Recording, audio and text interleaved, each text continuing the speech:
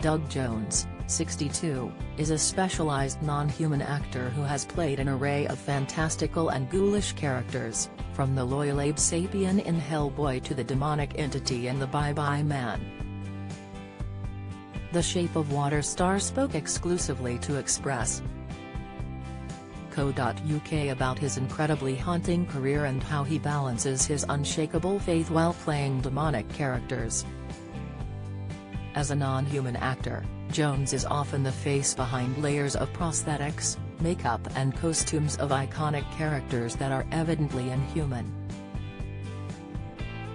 While it may appear this boxed him into a very niche typecast, Jones said it allowed him to play a much wider array of characters than I ever would have been able to with my own face.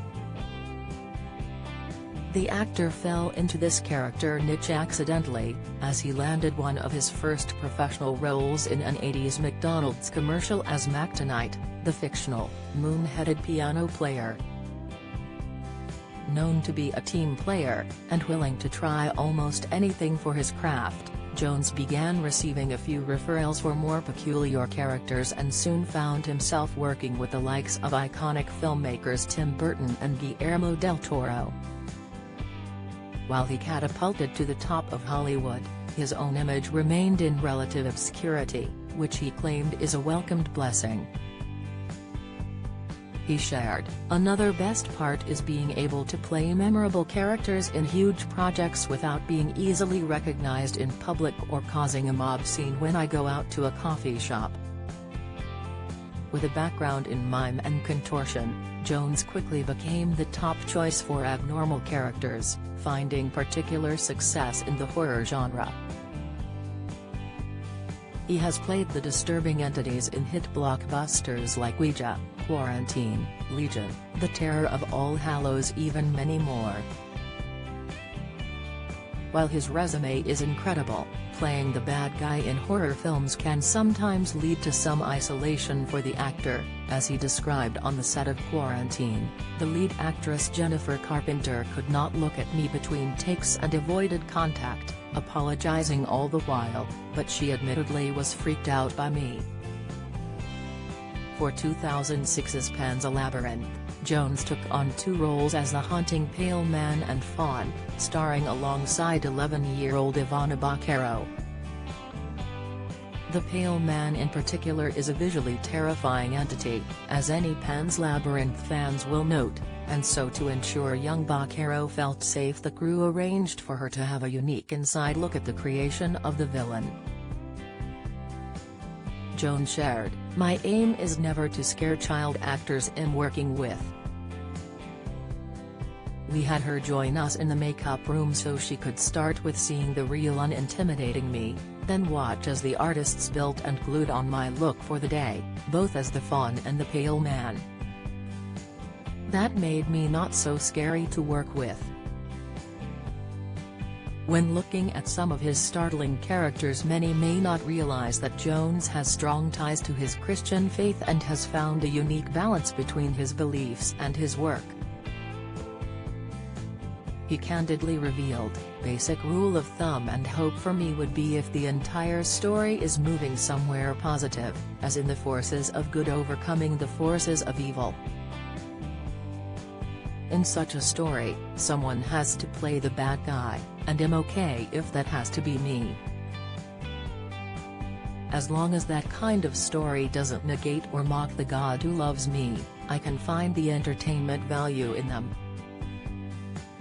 Due to his niche, Jones has had the opportunity to wear some of the most incredible costumes in Hollywood, and his first time arriving on set in full character garb is always a momentous occasion.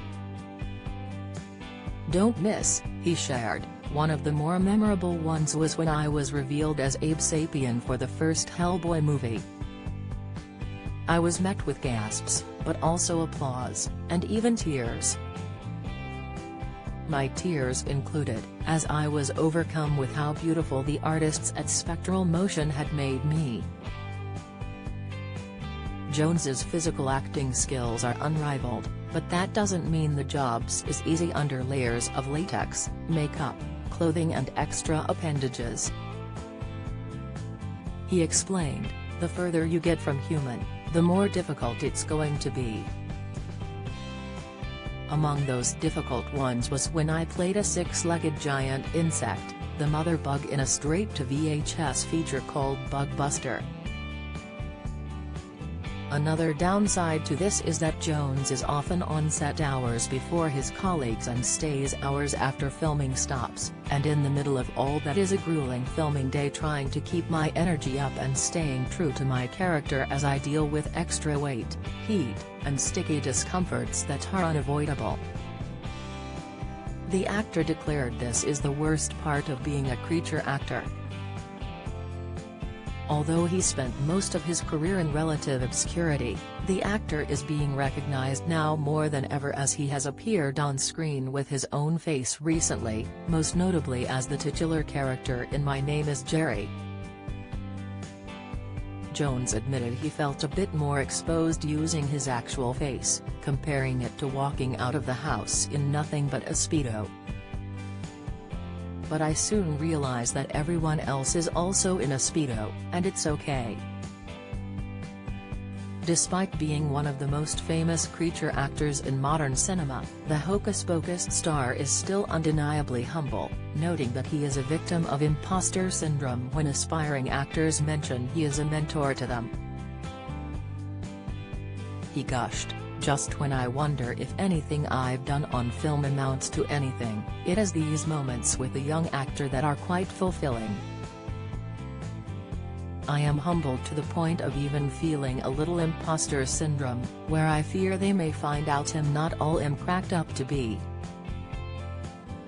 But I imagine that Don Knotts, Danny Kaye, Jerry Lewis, Lon Chaney, Boris Karloff, and Dick Van Dyke may have all felt the same way if I ever got the chance to gush on them with how much they changed my life and inspired what I've become."